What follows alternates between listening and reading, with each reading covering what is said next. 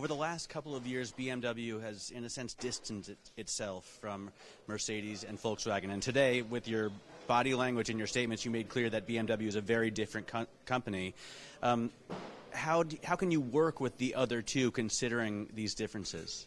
Ich meine, jeder muss gucken, dass seine Firma uns nach vorne geht, und wir als BMW haben klar den Anspruch. There are areas, topics on which you have to work together.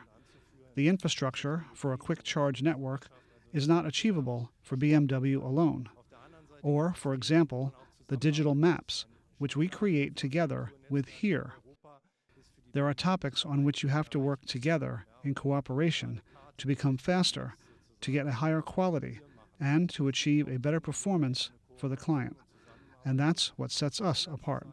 Eine höhere Qualität und eine bessere Leistung für den Kunden zu haben. Und da unterscheiden wir.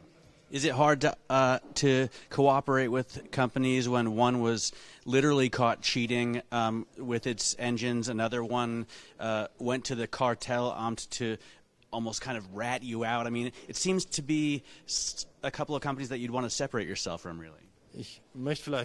I would like to say that as a whole, the industry has brought itself into a difficult situation, and trust from the customers has been lost. But for the BMW Group, I can clearly say, we did not manipulate engines. We go our own way. We have our own culture, and we stick to that consequentially in direction of the future. BMW is also a car that is known as the ultimate driving machine. I mean, you want people to enjoy driving it.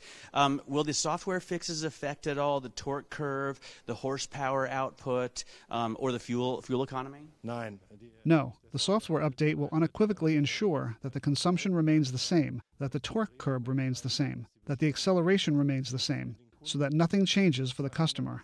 And this is important for us, that the customer gets exactly the car with the performance factors that it originally had, and that's the case. You were relatively clear, almost aggressive in your defense of diesel as a technology that you still need.